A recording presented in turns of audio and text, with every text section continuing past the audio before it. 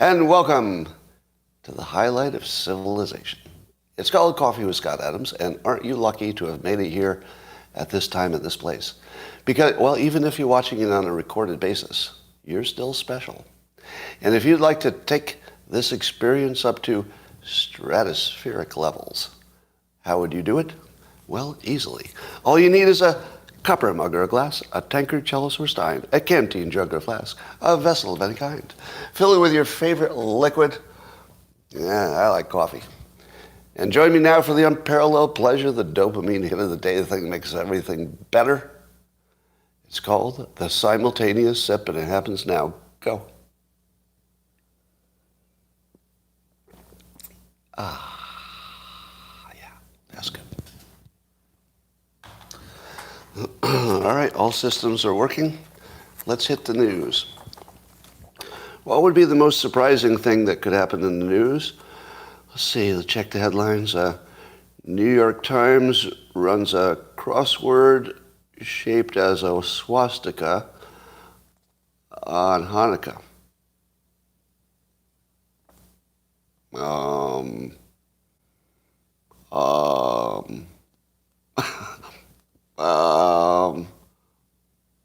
What? What? Did I say yet? What? Now, I'm a little unclear about this story. I've seen the crossword puzzle. I can see why people say that's swastika-like. I get that. Yeah, I get it. Does it look intentional? Do you think it was intentional? I don't think so. No, I think it was chance, but it was pretty unfortunate. All right, how many of you who were not soccer fans took my advice that the World Cup would not simply be soccer and that you would see something for the ages? Did anybody take my advice and watch it even though you're not soccer fans? If you did, now this is just my opinion, right? So this is purely subjective, just my opinion. It was the greatest sporting event of all time, in my opinion. And I'm not even sure it'll ever be topped. It was the greatest sporting event of all time. This is the first time this has ever happened to me. I was watching alone in my man cave, part of it, and I actually screamed. Like I cheered out loud alone. Do you know, I've never done that. Alone? I mean, you do it sometimes if people are in the room, right? You get, I've never cheered when I was alone.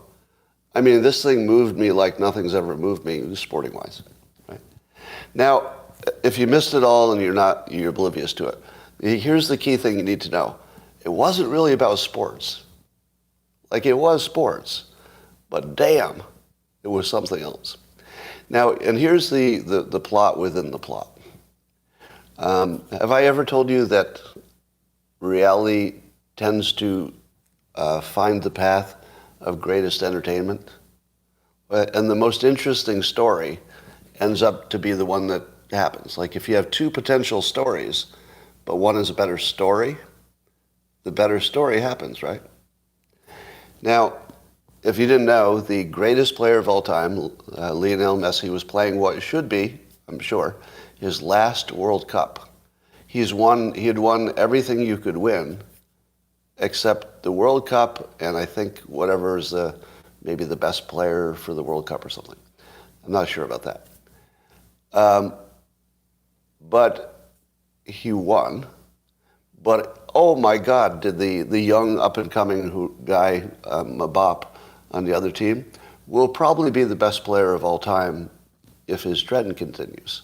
So at his age, he's already like beating everybody. So you had the best player in the world historically against who will be the best player in the world if he's not already. That new best player, the young guy, scored 3 goals, not counting a penalty kick, at the end. 3 goals. Do you know how unusual that is? It's happened once before, ever, in the World Cup finals.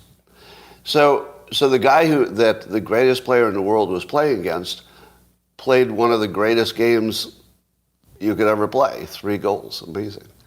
And tied it up at the end. And I had made the tragic mistake of tweeting what I thought was going to be the final before the final. I tweeted that reality follows the most entertaining path. And then I did hashtag Messi. Because it was obvious that everything about the story needed Messi to win. and then the game got tied right at the end. And I'm like, oh shit. Oh shit. It turns out maybe it won't be. Maybe this will be the time that reality does not go in the direction of the most interesting outcome. And then Messi does his thing. And the Argentinians just weren't going to let him lose. Here's my interpretation of it. The battle between the two superstars was as good as it could have been. But still, it was the team. I think it was the Argentinians who couldn't let Messi lose. Like they were fighting for their country, they were fighting for their own pride, they were fighting for their family. The team members. The team members were fighting for a lot of stuff. I'll be off this in a minute. I see your comments. They were fighting for a lot of things, but I feel like the main thing they were fighting for was they couldn't let Messi's story end wrong. I think that's what it was about. All right. I see all you Americans saying, get off this topic, or it will be the lowest attended video of all time. All right, moving along. Would you like me to talk about something besides the World Cup? Vox Populi? Vox Day. It is your vote. Shall I move along? All right. Let us not talk about the World Cup. We're done with that forever. So Elon Musk attended the World Cup. And, sorry. I'm sorry. There's just nothing we can do about this. It's not my fault. I swear it's not my fault. I'm just following the news. So Elon Musk was at the World Cup, and the big story is he was in the box hanging out with Jared Kushner, of all people, and a bunch of Saudis, I guess. So I'm not sure who owned the box, but he got an invite. Now, at the same time he was hanging out with Jared Kushner, he was doing a Twitter poll asking if he should step down as CEO of Twitter. And he said that he would abide by the decision of the Twitter poll, which of course, no surprise, said he should step down as CEO. Now, how do you interpret this? Number one, do you think he knew what the poll results would be? Probably couldn't guarantee it, because it's not scientific and who knows. Probably couldn't guarantee it. Probably thought it would indicate he should step down. Probably. But why would he do that? Why would he leave such a big decision to a Twitter poll? Unless he had already decided to step down. Because if people said he shouldn't step down, he could just wait a couple of months and say, well, I took your advice, but nothing lasts forever. Now I've got things going, and now I can step back. So if they said, yes, you should stay, he could make that work and still leave, right? He just gives it a couple of months, and then he transitions. Very normal. But what if they say you should leave right away? Then do you know what he could do? Exactly the same thing. Wait a few months and then transition. Because under every scenario, he was, of course, planning to wait a few months and transition. That was the plan under every scenario. There's no scenario where he was going to stay there and work every day. Who thought that? Did he think he was really going to be the CEO? Like forever? Of course not. So it's one of the most brilliant things he's done lately, and it's a pretty long list. But lately it's one of the more brilliant things, because of course he's going to leave. That's baked into the guaranteed end product. In the end, no matter what else happens, he's not going to be the day-to-day CEO of Twitter. Who thought that was going to happen? Like, did anybody think that was going to even ever happen? So somehow it became a story when it's the most non-story thing in the world. But it gets better. I had to pray to the simulation gods because there's something I want to happen. Turns out that Snoop Dogg has thrown his hat into the Twitter CEO race. By the way, I don't think there's no way it's going to be Jared Kushner. So I'm not going to talk about the possibility Jared Kushner will run Twitter. That's not going to happen, right? Because he's going to have to pick somebody who looks less in the bag than somebody that political, right? That there's no way that he's the right choice. Snoop Dogg, on the other hand, is about half a perfect choice. In many ways, Snoop Dogg would actually be perfect, but we don't know if he'd have the day-to-day CEO chops that you need. A little different skill. So I suggested that co-CEOs with Martha Stewart and Snoop Dogg, maybe for a year, you wouldn't want it forever, would be unbelievable. It would just be unbelievable. Because they would attract so much attention you couldn't stop talking about them. And then Elon could still keep working with the engineers to do what he wants to do anyway. And then the two CEOs would attract all this attention to Twitter, which is sort of what you needed. And then, I don't know this for sure, but my impression is that Martha Stewart is a good operator. Is that true? Like she could actually, she's been CEO, right? So she's got experience. But I think she has the toughness and also the mental acuity for business. Might be a great choice, as long as they're not directly involved in the engineering. Neither of them would have any engineering chops, but that's what Elon does. Yeah. How old is Martha Stewart? I don't care. Because like I said, you'd only be looking for a year, and they wouldn't be making engineering decisions. But just as the face of the company, it'd be awesome. All right, so that's not going to happen, but it'd be fun. So the results of the poll so far are, I think it was like a 10-point lead for Musk to step down. And the poll is already closed. But I don't think they've counted the mail-in votes yet. So when the mail-in votes come, anything's possible. All right, I stole that joke from Vincent on Twitter. I told him I'd have to steal his joke. It was too good. Yeah, the mail-in votes. Somebody had to say it. Vincent, I'm glad you said it first. Well, Vincent is not his name. He's Danny. But his account says Vincent, as in Van Gogh. All right. Now that we've done that joke, we can move on. How many yesterday caught the temporary news that Musk said that Twitter was going to ban you if you linked to your other platforms? So if I were to tweet that you could find me on Instagram, I would be banned from Twitter. Now, when you saw that, did you say to yourself, well, there's a rule that will change everything? Or did you say, wow, that's an oppressive kind of thing? I don't know if I could live with that. All right, if you had any of those thoughts about how that was real and you were going to have to endure it, here's what you should have said. Oh, he's in rapid A/B testing.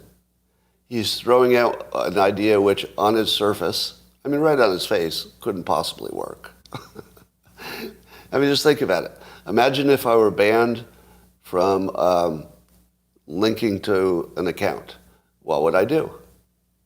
Well, first of all, I would reconsider using Twitter at all. So, because the people have the big, interesting accounts, with the exception of maybe, the Rob Reiners. We mostly do this for promotion, right? That's a big part of why the interesting people are on Twitter, is that they're promoting their other stuff. That's why we use it. Why else would we do all this free work, right? Now, in my case, I have a public interest, because I think that adding something to the public conversation is what I want to do. Like, I'm at that point in my life where it's not all about the money. But it would certainly be a blow to Twitter's entire business model if you took the most interesting people on Twitter who are there just to promote themselves and their other stuff. If they left or they couldn't do it, it'd be a different product. All right, so here was my reaction to it when I saw the rule. I looked at my watch or my phone, and I said to myself, I would be an idiot to tweet about this, because this rule is not going to last to the end of the day. That's what I said. I said, this rule will be gone by the end of today. And it was gone by the end of the day. Right? Paul Graham left Twitter. Yeah, I don't know the story there. I heard he got banned, or maybe he left. Was it over that? It was over that issue, right? I don't know. But if Paul Graham left over that issue, he must, Paul Graham's a super smart guy. He must have known that wasn't going to last. But maybe he was pushing it a little to make sure it didn't last. That would have been a productive thing to do. So just remember, you're in a rapid A/B testing environment, and what Elon is doing is exactly what an entrepreneur should be doing. Now, one of the people who commented on Twitter said, but why didn't he just do a little bit of testing before he let the public know he was even thinking about it?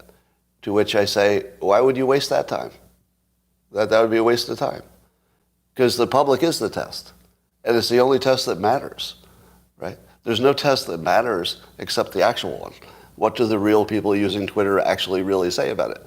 So you just put it out there, and then you bring it back. Now, the reason that people are still stuck in the old model, and by the way, by coincidence,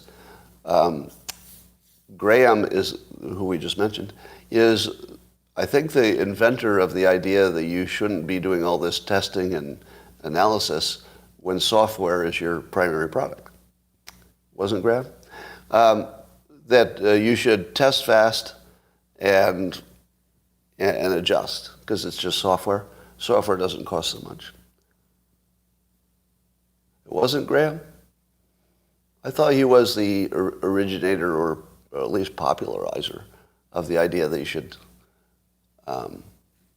they should test fast and break and move on. Anyway, so here's what would have happened if that had been real. Let me game it out for you. If Musk had meant that, the very first thing I was going to test was linking to locals, because it wasn't mentioned specifically. So that's the first problem.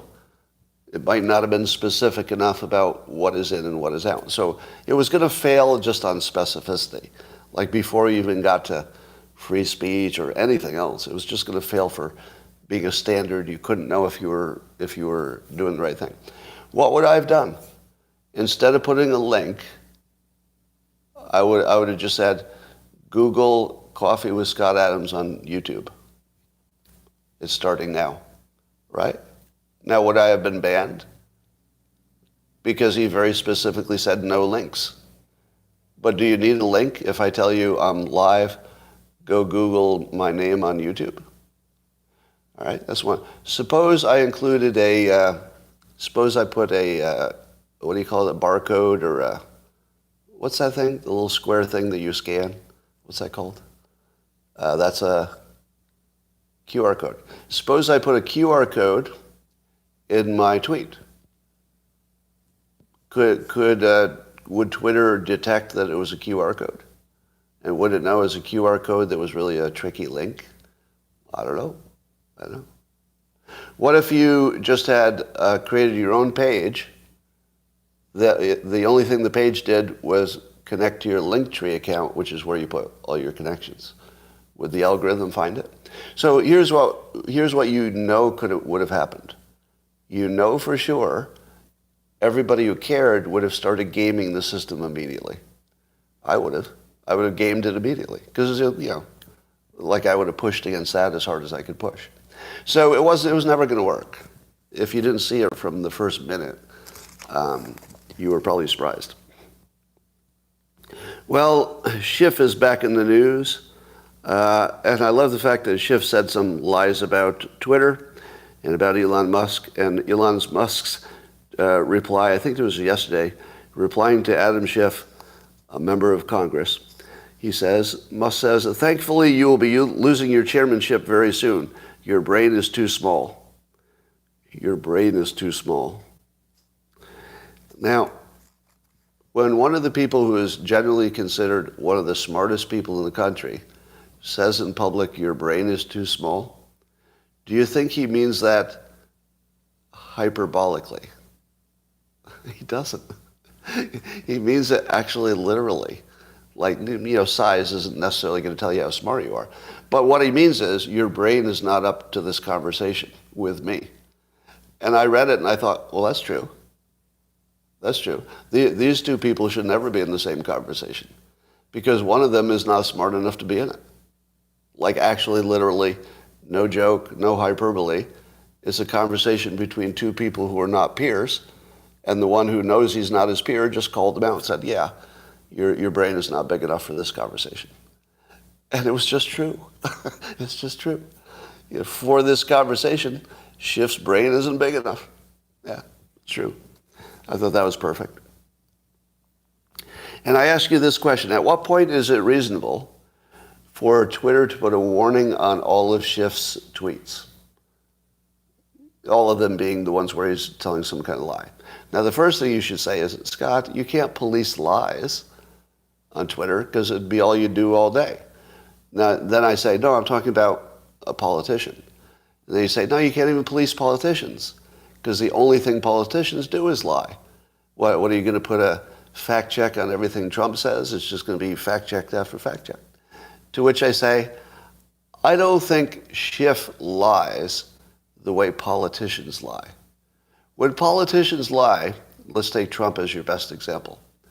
He lies like a salesperson, and he lies in a way that there's basically a wink that you shouldn't take it completely seriously. When Trump says you can't watch television if your windmill stops turning, and he says it over and over again, do you really believe that Trump believes that you can't watch television when the windmill stops? Or that there's no backup or anything like that? No, of course he understands what he's saying. Of course he knows that it's a salesman's kind of a claim. He's not going for actual truth. And you can say that about a lot of what he says. And I would say you can say that about almost all the other politicians. Republican, Democrat, they all lie. And those are just normal political lies. We understand them. But what Schiff does is different. Will you give me that? That whatever it is that Schiff is doing consistently is not like the other people. It's just different. And it's sort of like treating jaywalking like mass murder. Oh, did I mention they're both crimes? Yeah. If you cross the street illegally, you broke the law.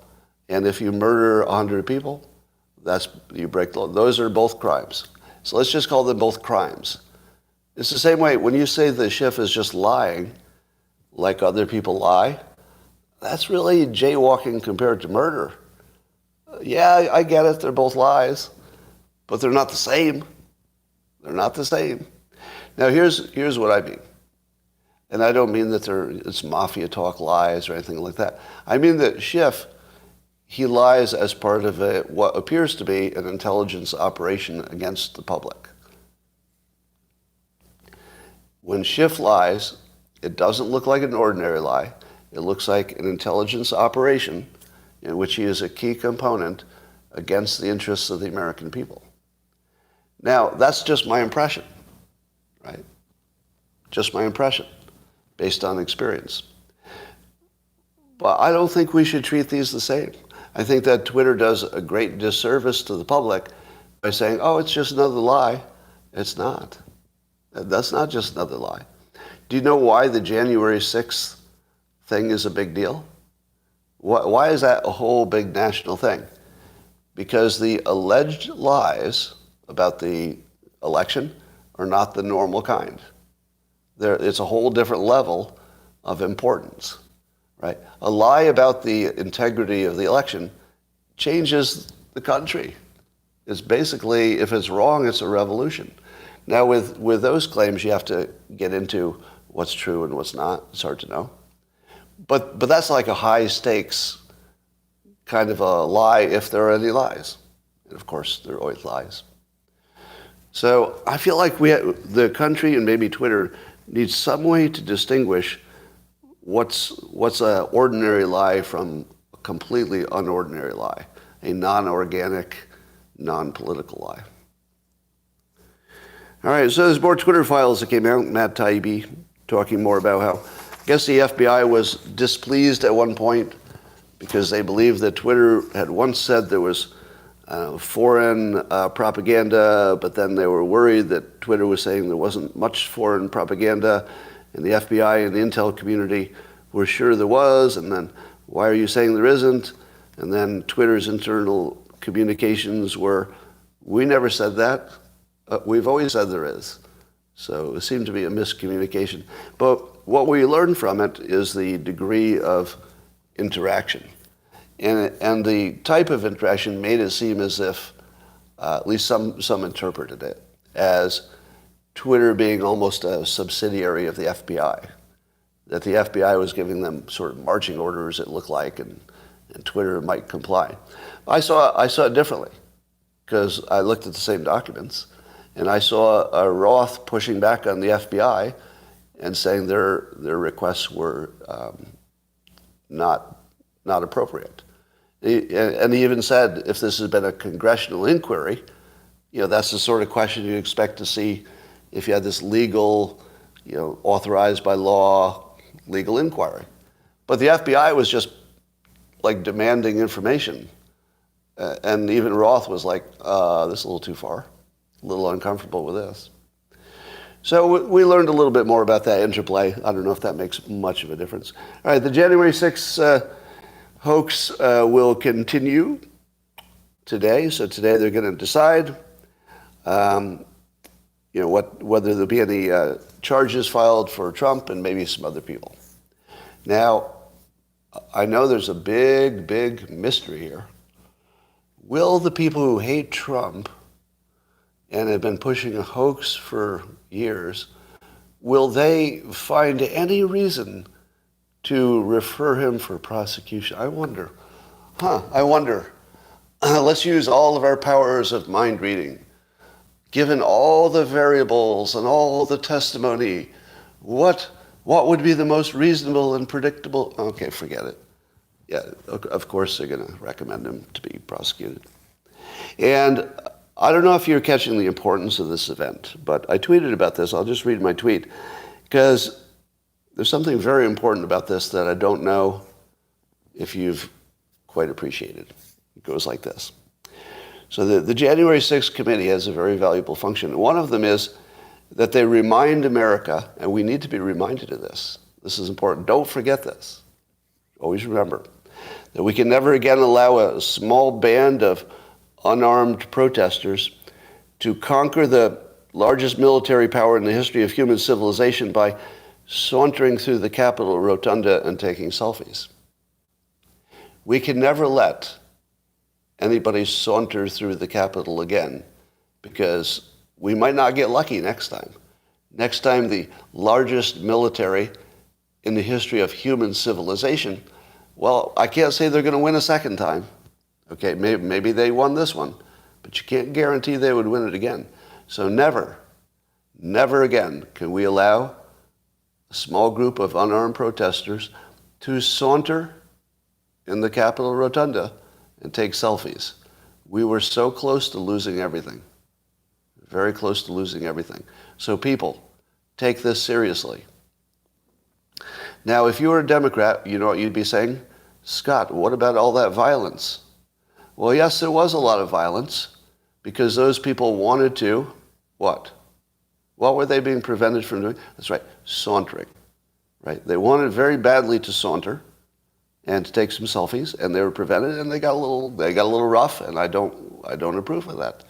I disavow all the violence. Now, Scott, what about the people who actually wanted to take captive the members of Congress? Well, fuck those idiots.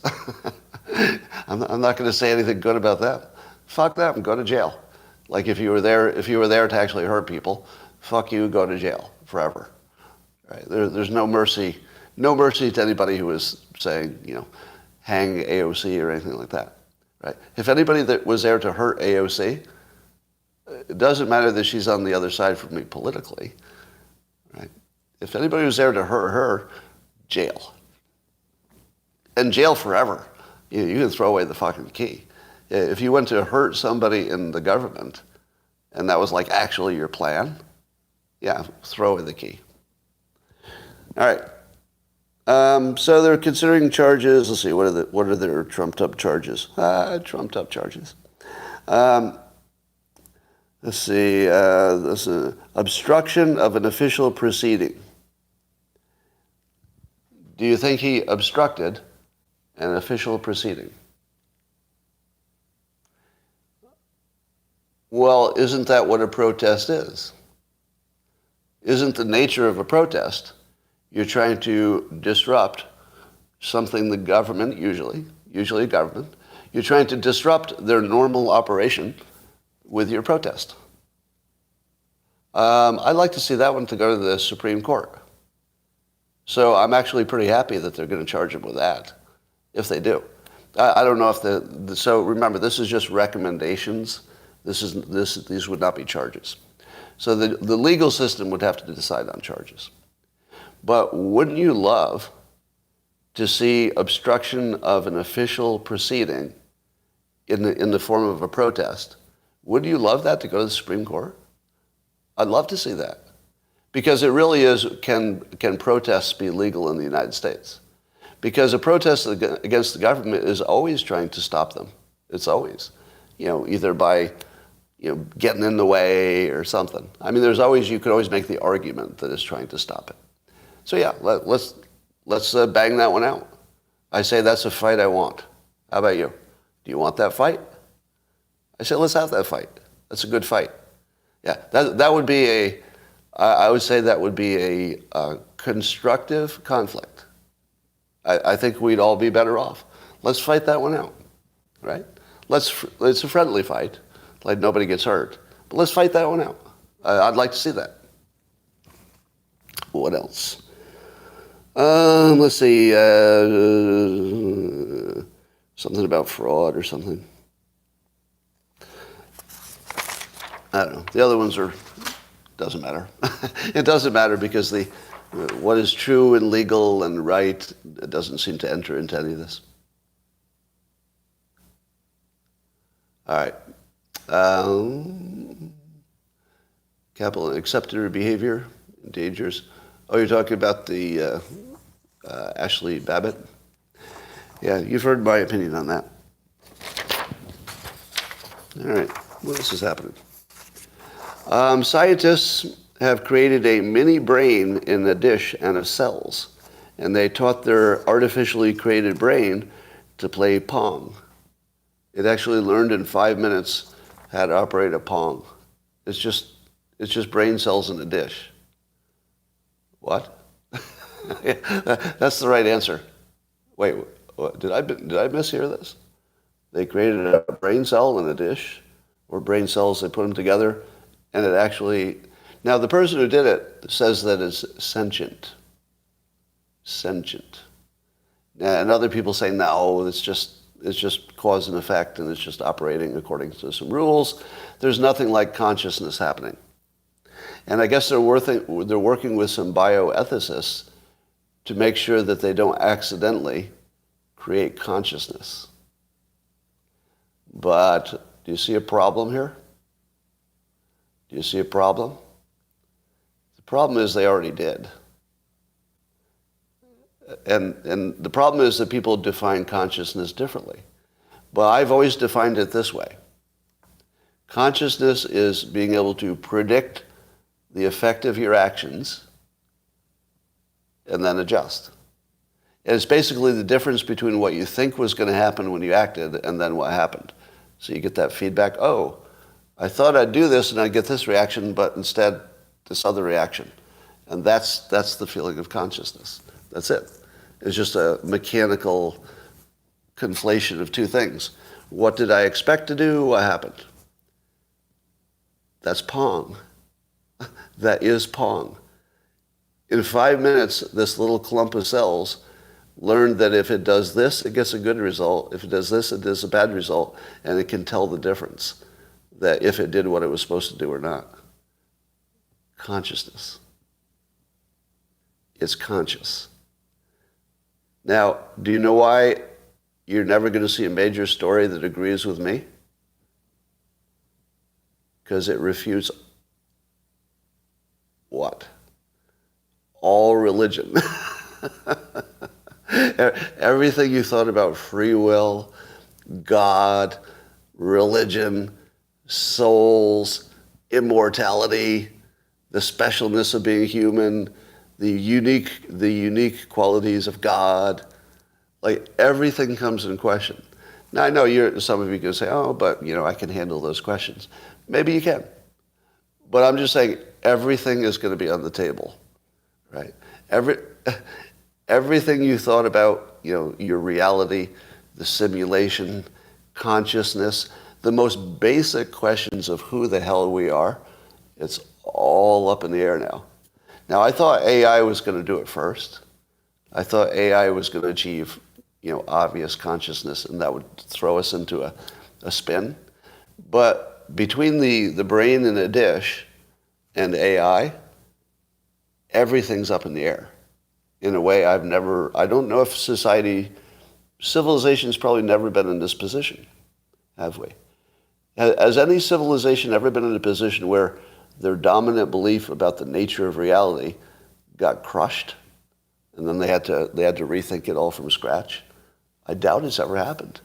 I'll bet everything has always happened gradually, right? It'd be like aliens landing and saying, oh,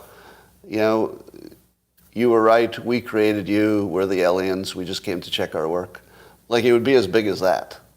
So I don't know what happens when that happens. All right. How many of you believe that the World Economic Forum once said you will own nothing and be happy?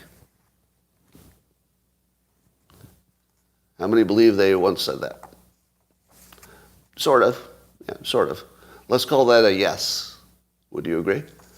Now, they were quoting somebody making a prediction, but they put it on their assets. So they seem to embrace, at least by transmission, since they boosted the message, they boosted that. So we can all agree that that's something they really did say. Agree? That for all practical purposes, that message is theirs and they put it out. All right. Let me do a little test for you. Do you remember when the Fine People hoax came out? And people like me were saying, whoa, you just took that out of context. And it's out of context. If you saw the full context, it would reverse what you think. And what did the people on the other side say when I said, no, just look at the full context and it reverses the meaning? What did they say? Scott, I saw him say the Nazis were fine people. I saw it. I heard it. I saw it live. I saw it recorded. I'll go get you a clip. I'll show it to you again. How many times do I have to tell you? He said it. He said it. I heard it.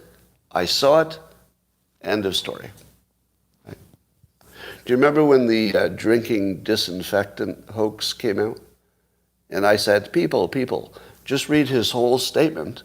You can see at the beginning he's specifying it's light therapy. And at the end, just so there was no confusion, he specified again, light. Light is the disinfectant. So if you see the whole thing, it's very obvious that it was, a hoax. But what did the people who say they saw him and heard him suggest drinking bleach? What was their defense? Scott. I saw it. I heard it. I am the personal source for this information. You don't tell me the source is wrong. I'm the source. I saw it. I'm telling you I saw it, right? So then it would be true. Would you agree that it's true that Trump called Nazis fine people? Because so many people saw it. I mean, there are witnesses, right? Yeah, you ask them, they saw it in live. So it must be true. Well, it's not true, because you saw the contest. Of course it's not true. And then how about the bleach thing? Lots of witnesses, they saw it with their own eyes, heard it with their own ears, except it didn't happen. Right? Now, let's get back to the WEF.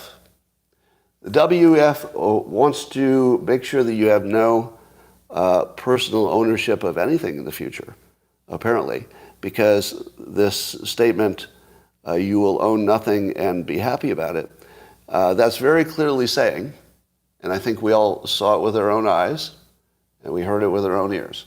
They're very clearly saying that capitalism will be ended, except that maybe the rich people will own things, and the rest of you fuckers are just going to have to rent, and they're going to own your ass, because you won't have anything.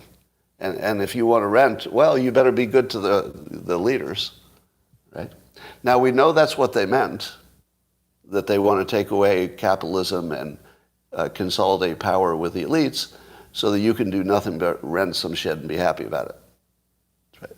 So that's what they meant, because you all saw it and you all heard it yourself, right? Would you agree? Just agree with me that that's what they said. You heard it, you saw it, there's no doubt about it. Yes? Right. And you're not at all influenced by the context of knowing that the other side believes they saw things that weren't real, but do you believe that you're susceptible to that? Does anybody here think that they could be fooled the same way the left was fooled by thinking they actually saw something like really obvious? Like, I saw it with my own eyes. Don't tell me it didn't happen. Does anybody think that that could have happened with this World Economic Forum quote? That maybe you saw it out of context? All right, here's some context some of you didn't see. In the same, I think there was one video where they highlighted that prediction. Here's the first thing. Did you know the prediction is just one person? It was just like one person made a prediction, right? And then they put it together with some other materials. So they did boost it. Certainly they boosted it. But it was one person. It was a prediction. It wasn't a preference. It was a prediction. And what was the one example that was given? They gave a visual example of what it means to own nothing and be happy. Did you see the example? The example was a drone delivers your Amazon package, but you just use it because, let's say it's a tool that you only needed to use once. So Amazon delivers your unique tool, you use it once, it's rented, and then the drone takes it back for the next person. So that would be a little bit like leasing a car or renting a car. Has anybody ever rented a car? Was that communism, or was that the end of capitalism? Because you didn't own it, you were just a renter. No, that was just you in a free market, and that was better for you. Free market. Fleshlight. I see your comment, and I'm not going to say anything more about it. All right, so here's another example. Uber. I don't own the Uber, but I'm happy when it comes and takes me somewhere. Am I not happy? Oh, I'm very happy that I don't own that Uber. Now, here's what people said when I brought this up. They said, Scott, you're missing the plot. They didn't say some special tools will be rented. Like, that's no big deal. They said everything, right? You saw it with your own eyes. You heard it with your own ears. They did say everything. I mean, they acted like you wouldn't own anything. That's different, isn't it? That's like getting rid of capitalism. So that's what they meant, right? Because they said it very clearly. You'll own, you won't own anything. So they must have meant it, right? Have you ever seen a fashion show? I remember when I was a little kid, I'd watch fashion shows or news reports about fashion shows when I was a kid. And there'd be like some model who would come out and her so-called dress would be made from license plates or like the pull tabs from a beer can, or the dress would be made of tin foil, right? Or sticky notes. And do you remember what, when I was a kid, I'd be there with my family, and let's say none of us were sophisticated viewers of media. We were not sophisticated viewers. Do you know what we said when we sat in that living room watching that? We said, my God, how could the people who put on this show be so dumb to think that somebody's going to want to wear, buy and wear a license plate dress? I am so smart at 9 years old that even at 9 years old, I already know more than these adults who are putting on this fashion show with clothing that clearly nobody's going to buy. And I'm only 9 years old and I know it. And I know I'm smart because my mother and father are laughing too. And they're saying the same thing. They're saying, oh God, why did they think anybody's going to wear that? Like, if I see that in the store, I don't think I'm going to pick up a license plate dress. And then I got older, and I learned how the world works.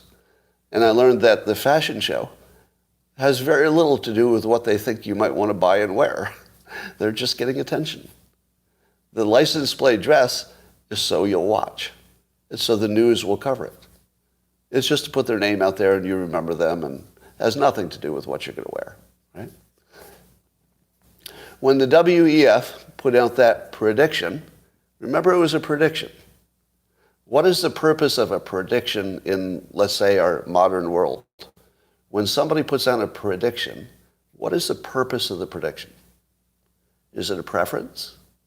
If somebody does a climate change prediction, is that because they want the planet to burn up? No, predictions are not preferences, right? Would you agree that a prediction is not a preference? Right? But the way the WEF packaged that prediction, they did package it like a preference, didn't they? They packaged it like it was their preference. So that's the scary part. But I share their preference. Am I scary? I have the same preference. The only thing that's different between my exact opinion, which doesn't bother you at all, hey, I'd like to be able to rent a car in the future. No problem. I'd like to have a special tool that I could rent instead of buy. You don't have a problem with that. The problem is the anything, right? Where all of your stuff is gone. That's the scary part. But that's the fashion show part. The reason that kind of a prediction is stated as an absolute is why. Why is the prediction as an absolute? It's the same reason that the fashion show has license plate dresses. That's why you pay attention. It's only the absolute that makes you pay attention. Suppose they had put it in more less provocative terms. In the future, the current trend of renting things that are don't make sense to own will increase. Does that get your juices running? Oh, the current trend will continue, and everybody will be happy about it. Because the only way the trend would continue would be if the free market wanted it. So basically, the WEF made a total free market prediction. The free market, all of you, are going to like a situation where there's a lot of stuff you can rent instead of own. But because they put it in absolute, it got your attention. If you're a sophisticated viewer of the news, you would know that the absolute part was just to get your attention. When Trump says they're not sending their best across the border, is he trying to suggest that all people who come across a border are criminals? Of course not. But by treating it like it's a little bit closer to an absolute than it really is, what did it do? It got everybody talking about it, got attention, made him president of the United States. So be aware that in the context of a fashion show or a prediction, these are intended to be attention getters. They're intended as attention getters. That's different. If you know them as attention getters, then you sort of ignore them.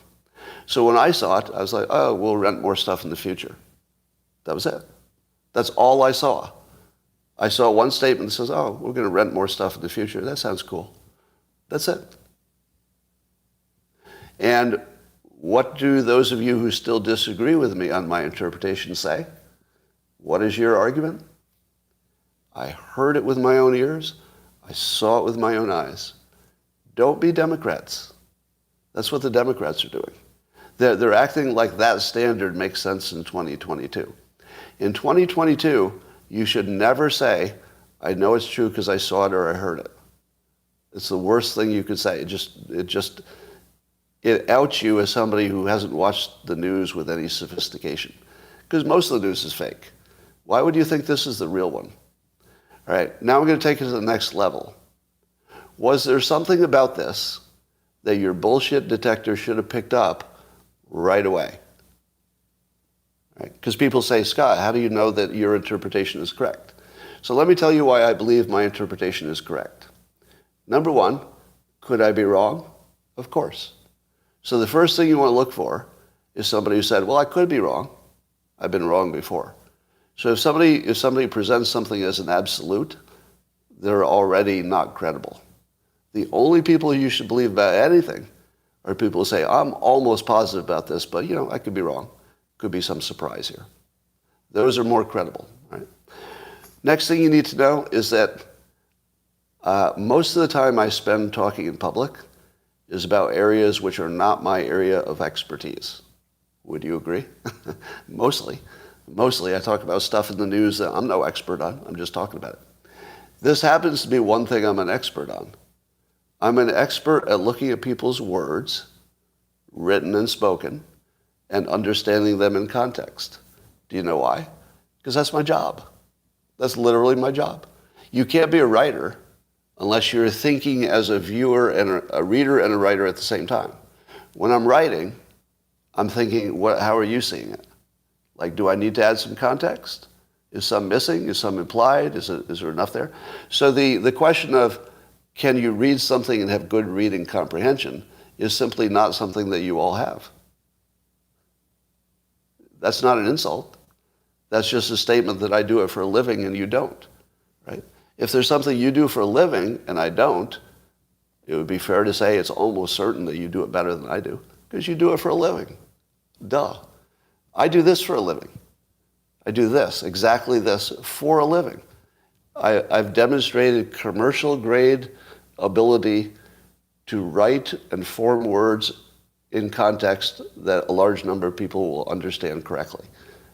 So when I look at a sentence and I say, the correct interpretation is probably this, and you don't have the skill that I have, a demonstrated commercial ability to put words together in understandable ways. If you don't have that, you should listen to me.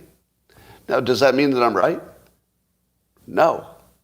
Because remember, the thing that makes me credible, or it should, is that I never say I'm absolutely 100% right, nothing could be wrong. Right? Those people you don't listen to at all. Just ignore all of them. They're not even trying. All right, what else? Was there anything else about this that should have jumped out as that it's bullshit? Yes, there is. The really test. Did none of you do the really test on this? All right, let's do the really test. And if you're new to it, you'll pick it up pretty quickly. All right, so the World Economic Forum, you say, just is telling the world directly and clearly that we want to take away your ability to own things, like have private ownership. And they believe that even though maybe people on the right would not appreciate this so much, they do believe that Democrats, let's say mainstream Democrats, are going to embrace this as a good thing. Now, do you believe that the members of the WEF don't want people to own things? Really? Really? Now let's take a little further. Do you think the members of the WEF could be better described as collaborators or competitors? Go. The members of the WEF, the big elites, are they competitors with each other Or are they colluders? And they're looking for like a collective. Conspirators, you say? They're conspirators. No, they're both. They're both. If you don't get that, you're missing the whole story. Do you think that the head of one car company is colluding with the head of the other car company? Maybe in some minor way, but they would also like to destroy that other competitor, right?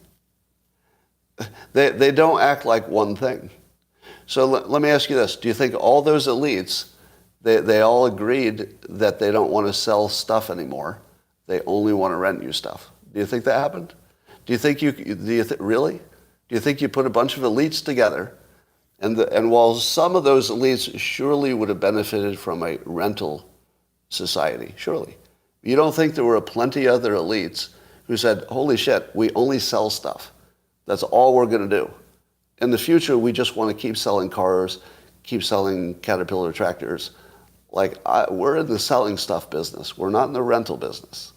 You don't think anybody at the WEF wants ownership, private ownership? Really? Really? You could take a bunch of elites from the world, and they would agree that none of those elites in the future will sell you stuff that you own. That is insane. Right? Just check your own thinking about this. It would literally be insane to imagine that any group of elites would agree collectively that they won't sell things you could own. There's no world in which that can happen. I will agree that some of them in the room would say, oh, my business would be better with a lot of renting. But even that person doesn't want the rest of you to be renting everything. Even if you thought your business would be better with rental in the future, you don't think the world is better with rental. Literally nobody with any economic sense has that point of view. So you imagine, if you believe that the WF really meant this as some evil thing, you imagine that they said this right out loud with no hesitation. Oh, you won't own anything in the future, and you'll be happy about it, because that's what we're going to make happen with our elite manipulation. Do you really believe that? I want to see if anybody will say, yes, I believe that happened. Go ahead. Say yes, you believe that happened. So 1 yes, 2 yes, 3 yes. All right. Well, here's what we've proven.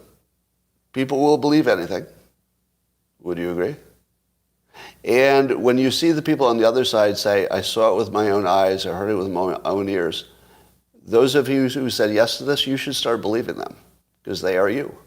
You're now the Fine People hoax. You're now the drinking bleach hoax. You're the same people. To imagine that you're on the other side politically would be inaccurate. You're actually the same people.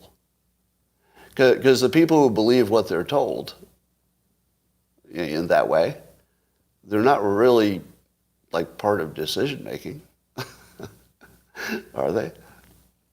They're just confused. I'm not sure you should treat them like other people who have actual opinions. That's just being confused. Now, you can own simple things such as property. Exactly. Exactly. The free market will make a much clearer distinction between the things that make sense to own and the things that won't make sense to own. That's exactly right. That's what the WEF is saying. It's what I say, and it's what any economist says. Everybody says the same thing. The free market will decide what makes sense to own and what makes sense to rent, as they always have. As they always have. Do you know why rental makes more sense in the future? I'm the perfect example. Here's why rental will make more sense in the future. I own a lot of shit. Right? I got a house that's full of shit. I got a car, a few bicycles, right? I got a lot of shit. It's all fucking broken. All of it. It all requires maintenance. There's not one thing in my house that isn't a little bit broken. If I rented this stuff, it'd all be fixed. Because I would just call whoever made it and say, hey, it's broken again, come fix it. And they say, that's our job. And they come fix it. Right? Everything that is a problem in my day-to-day life would be fixed by having at least the big stuff rented. As long as the price was good, right? If it costs more, then that's a different decision. But if they could get the economics so that renting it makes more sense. I mean, owning something with a maintenance contract, is that different from renting? What about my house? Now, my house would be a perfect example of something that makes more sense to own for some people. And for other people, it makes more sense to rent. Right? So the free market will just decide, but there'll be more of both. Now, I heard somebody say that I have to understand you'll own nothing and be happy in the larger context of the WEF. Because you say they're an evil organization with a whole bunch of leftist crazy ideas, and this is just another one. So if you looked at all their other crazy ideas, suddenly this one looks like it's right in the pocket, right? Oh, I see somebody agreeing. All right, so let's say that I agree with you all that the WEF's, let's say, climate change agenda is not your idea of a good idea.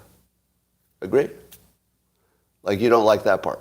But does that tell you that they don't want private ownership? Those are not really connected. I can't imagine that Klaus Schwab wants to not own anything in the future.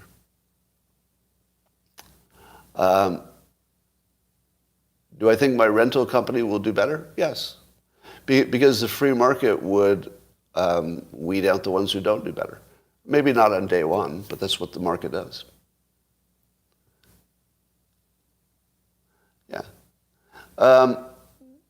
Now, people said, Scott, Klaus wants a world in which only the rich people can own stuff and the poor people have to rent. What do you think of that comment? Klaus wants a situation where the rich people own stuff, but the poor people rent. Now, that would be a world you don't want to live in, right? Can we agree you don't want to live in a world in which the rich people own stuff and the poor people, this is their only option, they just got to rent. Can we all agree nobody wants to live in that world? I want to see your comments. We all agree we don't want to live in a world where the rich people own stuff and the poor people have to rent because they don't have a choice, right? Yeah. I'm sorry to do this to you, but you know you live in that world now, right? I have a feeling that some of you are being quiet because you knew this was a trick. You knew this was a trick, right? That's exactly the world you live in. How does poor people don't own anything. Poor people take the bus. Poor people rent their house. They don't own anything. They own the food before they put it in their mouth. And they don't even own that. That's probably just given to them, right? How did you miss the fact that you live in a capitalist society? Capitalism is exactly what you just described. The capitalists own stuff. The poor people have to rent it. That is your current situation. So you're afraid of a future that's exactly like the present that doesn't bother you at all. Now, is that unfair? Well, lots of people say yes. But it's also true that those poor people can find a path to be rich people and own stuff and rent it to poor people. So the only thing that keeps our system together is that there are enough poor people going from poor to owning stuff that people see as possible. And if it's possible, and you see enough people doing it, you say to yourself, oh, maybe the problem's me. Maybe the system works because people are rising through the system. But if I'm not rising through the system, well, maybe it's my own damn fault, which I do think people believe. Yeah, how many citizens own their own farmland? Right. If farmland was owned only by small farmers, would you be able to eat? I don't know how. Probably not. I mean, maybe yes, but it'd be tough. I mean, it's the corporate farms that probably made it efficient enough that everybody can get fed. All right. So in many cases, you think you have a political disagreement or you think that you're hearing something differently. But I would argue that the people who have good economic training are all on my side. You want to test that? Let's test that. Let's test it. All right, so stop answering other questions for a moment. I'm going to ask you one question. You have to identify yourself as somebody who's trained in business and economics only. only. Only people who are trained in business and economics. I want you to tell me that I've correctly, so give me your credentials, and then tell me that you agree with my interpretation of this situation. Go. And just watch the comments. So what you're going to see is it's not a difference of opinion, it's a difference of training. It's a difference of training, right? If this were a situation that was outside of my field, because remember, economics and business are actually my field. That's what I'm trained for. So to me, it's obvious, but it's not obvious because I'm smarter than you. That's not what's happening. It's not obvious because I read an extra article. It's obvious because my background is exactly in this area. Exactly in this area, right? If your background is not in this area, it just looks like a scary bunch of shit. So I get that. Like if you didn't have that specific background, it would look scary as shit. And if I didn't have this background, I might interpret it the same way you are. I might. All right, you see how quiet it got? I believe everybody with economics and business background agreed with me. I didn't see an exception, did you? Now that's why you should, if you disagree with me, that's the only takeaway, right? I won't try to change your mind. I just want you to be aware that people who have similar expertise are on the same page. Doesn't mean we're all right, right? Can we agree? That doesn't mean all the people with the right training are right. We've seen examples where the smart people were all wrong. But take it all into consideration. Look at the bigger picture. All right. So, knowing of course that I can never change your mind. That doesn't happen. Have I changed anybody's mind about how much they should worry about that statement? Go. Look at the other comments too, so you can see what's up. So a number of people said yes, and then a number of people say no. The no's were first. The first answers were no's. No, no, no, no, no, no. Right. Now, if you say no, how do you interpret all the yeses? What's your interpretation of the yeses? Do you think I fooled them with my persuasion, or do you think that adding new information or new context legitimately changed their mind? What do you think's going on? Don't even think about me for a second. Just think about the other people who are with you, your peers, and look at them changing their mind. Not all of them, but a bunch of them. How do you interpret that? Do you think that they've been hypnotized? Or do you think that they're dealing with the facts?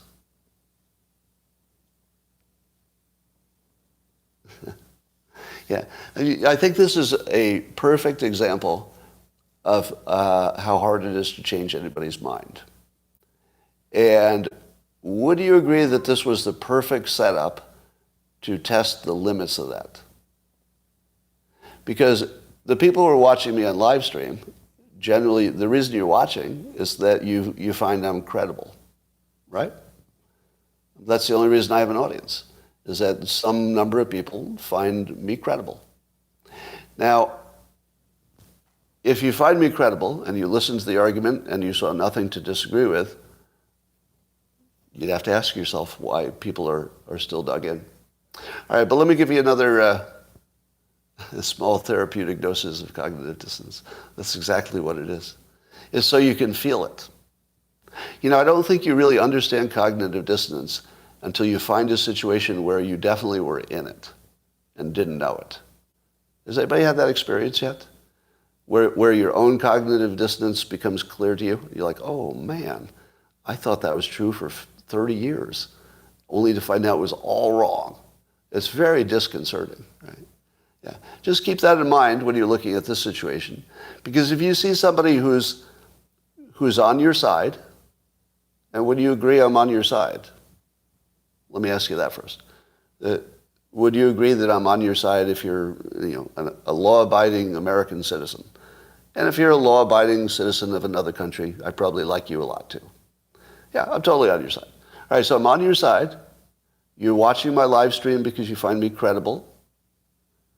You heard the entire argument, and I don't think any context has not been mentioned. I think all important context on all sides, I think, have been mentioned. But if that doesn't change your mind, you might have for the first time identified your own cognitive bias little bubble. Now, if that's happening to you, you're going to have like a real moment here. Like it's really going to be like a big day for you. The first time you really experience it, oh shit, I only believe this because I was, I don't know, in my little bubble or whatever. As soon as you have that first experience, you're free. Because you only have to have it once, and you'll remember it forever. And it will make you a lot more humble the next time you're sure you're right. And that could be good for you. All right. Can you believe there's still somebody here mocking me for allegedly acting like I'm always right? Is that the most counterfactual thing in the whole world? Literally, nobody says they're wrong more clearly and often than I do. I will put myself as the number one person on the fucking planet who admits he's wrong, specifically why, and I don't even wait very long. I give it to you as soon as it's obvious. Right? And remember, the reason I can do that, like I have a special channel where I can be wrong, like aggressively, vigorously wrong, and it doesn't hurt me. You know why? Because I've set up that expectation. The expectation is I'm going to follow the data. And when I do that, you go, oh, okay, you followed the data, changed his mind. That's how it's supposed to work. So I would not feel diminished by being wrong. I would feel bolstered. It's actually a reframe. If you think about it, that's a reframe. I've reframed being wrong from being a sense of shame to an accomplishment. Better write that down because I've got a book that I need to put that in. A lot of these reframes are sort of like they're baked into your life. What did I just say? You're going to reframe being wrong as an accomplishment. Being wrong in public is an accomplishment, not a shame. If you think it's going to be a shame or like some kind of mark against you, that's what triggers you into cognitive dissonance. So you can actually create a situation where you guarantee you will not see the world correctly. Because if you have a shame-based operating system, oh, I can't be seen as wrong. I can never be seen as wrong. That guarantees you that you will be wrong. Because the I can't be shamed by being wrong is the trigger for cognitive dissonance. Oh, I can't be wrong. Oh, darn, the data says I am. I can't change to the data because that would be a shame, too embarrassing. So instead, I will have my brain reinterpret the data as not credible. How about we'll discount that data? So that's cognitive dissonance. Now, why am I immune? I'm immune from that trigger. Nobody's 100% immune, but you can work toward immunity by taking shame and embarrassment out of your life. Once those are gone, and you realize that you're a person who can get stuff wrong pretty easily. Like even if you think you're pretty smart, you can still think that.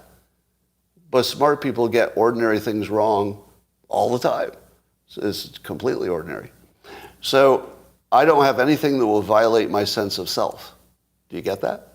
Cognitive dissonance happens when something about your sense of self gets violated. If I find out I did something stupidly wrong in public, that's content for my show. And then I'll get on here and talk about how stupid I was and why I got it wrong, and then we'll all learn something. To me, it's just content. So if you can convert your shame into content, you will be not completely, but very, very much protected from the cognitive dissonance trigger. I'll bet that's advice you've never heard before. Has anybody ever heard anything like that? Is that the most, like, oh, you have? Okay. I feel like that's the most out-of-the-box life advice you've ever heard, and also the most useful. There's probably nothing more useful than that, if you can nail it.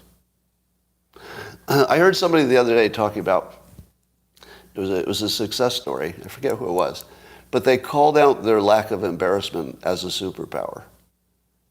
And I feel like that's behind all celebrity superstars. They have to be able to handle that lack. Yeah, Ye is the perfect example. You have to be free from embarrassment or you don't get too far. Because that's what stops people. Oh, I'll be embarrassed if I try that. Trump makes 10% every time an NFT is traded. Yeah, I got confirmation. Some people seem to know for whatever reason. Is it because it's on the open sea? Does it actually list it, or you knew it somehow? But anyway, that's the normal thing that people do, is put a 10% kicker on any sale of an NFT. So, all right. Renting would not allow this. Well, I do think that no matter how big renting gets, as long as the free market has people who also want to buy, you should always be able to buy. Because remember, the WEF is not opposed to free markets. And the free market will find you because you're not alone, right? So it doesn't matter if we go, from 90% ownership to 10% ownership and the rest is leased. Everybody who wants to buy will be accounted for because the free market meets needs. That's how it works. So it might not be on day one, but eventually everybody gets what they want in a rough sense. You rent beer? Yeah. Rent is an illusion. You're a caretaker for time, same as a feudal system. Yeah, I'm open to that argument, that a lot of this is wordplay, in a sense, yeah. All right, I'm going to say goodbye to YouTube, and I'm going to go talk to the Locals people privately a little bit here, subscription service, so they get the extra good stuff. Bye for now, YouTube.